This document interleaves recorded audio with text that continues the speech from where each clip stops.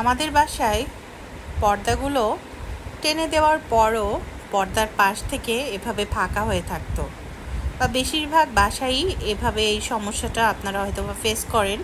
এই যে এখানে দেখছেন যে জয়েন্টটা আছে, পর্দাগুলো একবারে মিশিয়ে দেওয়া যায় না।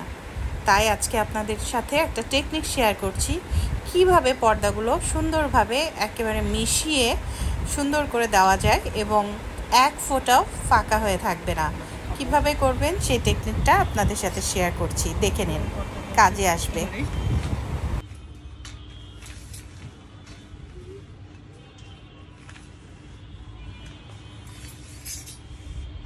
প্রথমে সবগুলো পর্দা একসাথে করে নিয়ে একটা পর্দা নিয়ে তারপরে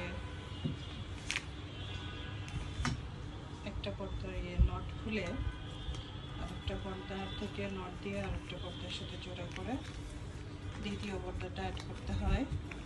ঠিক সেমভাবে তৃতীয় পর্দাটার একটা নট বাদ দিয়ে বাদ বাকি নটগুলো দিয়ে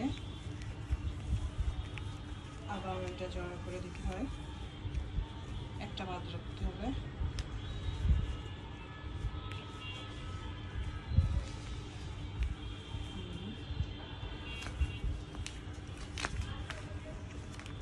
সবগুলো দিয়ে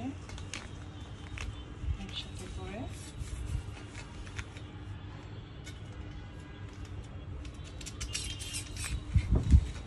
পর্দাটা লাগিয়ে দিতে হবে।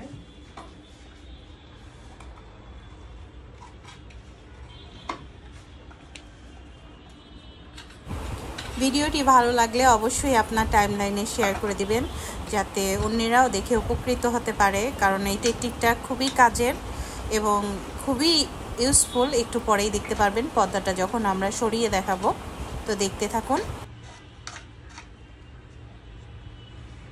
এভাবে পর্দাটা টেনে দিলে আর ওই ফাঁকটা দেখা যাবে না, পর্দার ভিতরে কোনো ফাঁক থাকে না, সুন্দরভাবে পর্দাটা সেট হয়ে যায়।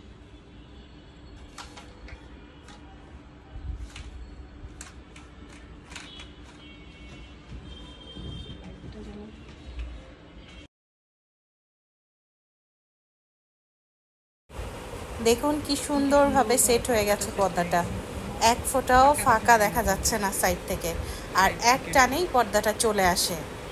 আর দেখুন, মনে হচ্ছে না একটা পর্দা লাগানো আছে, এখানে যে 3টা পর্দা আছে বোঝা যাচ্ছে। ভালো লাগলে অবশ্যই শেয়ার করবেন।